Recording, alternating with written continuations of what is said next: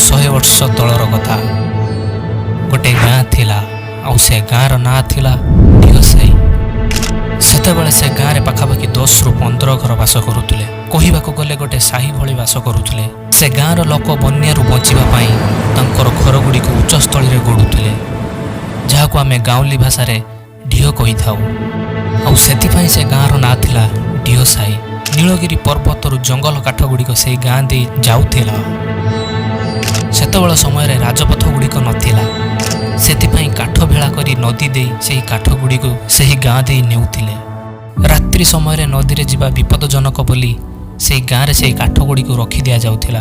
थरे किछि सरकारी कर्मचारी माने सब ग्राम गुड़िकर नाम देबा पई आसीथिले। सेमाने मरठा जातिर लोक थिले, तेणु सेमाने ओडिया बुझी पारु नथिले। सेमाने सेही काठ गड़ गुड़िक इशारा कले।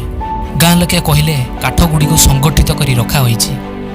कर्मचारी माने कोन बुझिले जे सेही दिन ठारू सेही गाँर ना हैला काठ संगठन। वर्ष वर्ष बीती गला। धीरे धीरे से गाँ भी मध्य उन्नत हेबाको लागिला। गाँ लोकेंको पिला माने पाठ पढ़ी बाहर राज्य रे चाकरी कले तो आउ किछि व्यवसाय कले। आउ वर्तमान दिनर कथा आज आम गाँ दे राजपथ जाइछि। आउ ए होछि आम गाँ भागवत आश्रम। यह मध्य त्रिवेणी घाट रूपे जनाशुना। आम गाँ दे 3टी नदी जाइथिबारु याको त्रिवेणी घाट बोली कुहा जाइछि।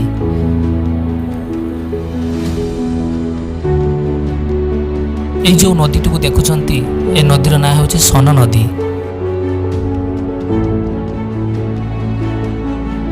आउ ए नदीटर ना होछि गंगार नदी।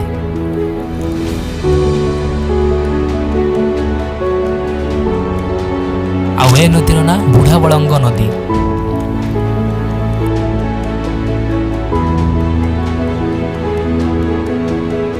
एही 3 नदीर मिश्रण होई एइपटे जाई सीधा समुद्र रे मिसिछि।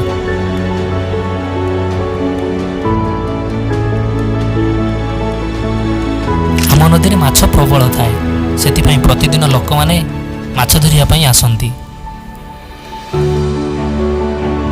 आउ ए होछि आम गाँ जंगल, जार ना होछि पटास बण।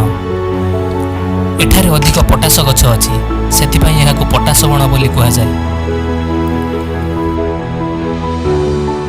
प्रति वर्ष शह शह लोक एठाको भोजी करिया पई आसीथांती। सेतिपई आम गाँ जंगल रे अधिक मात्रा रे वृक्षरोपण करिबा पई आहुरी मध्य वृक्ष सरकारक ठारू मिलिछि।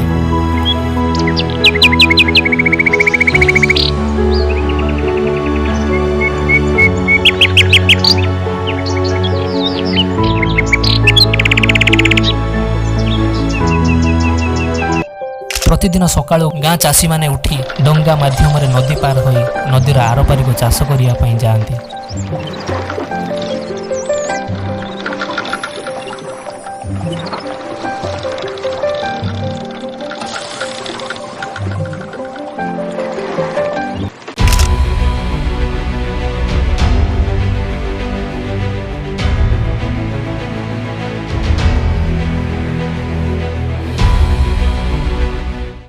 आज आम गाँ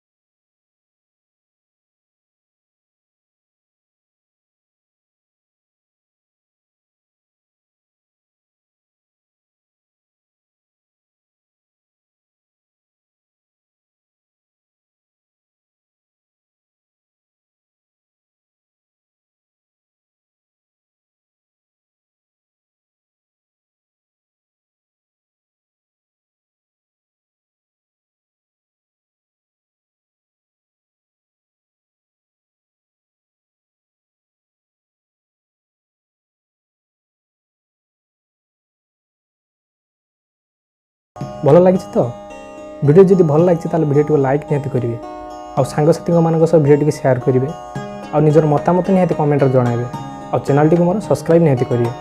पुणी देखा आउ गोटे नुआ टॉपिक रे। Thank you for watching. Bye.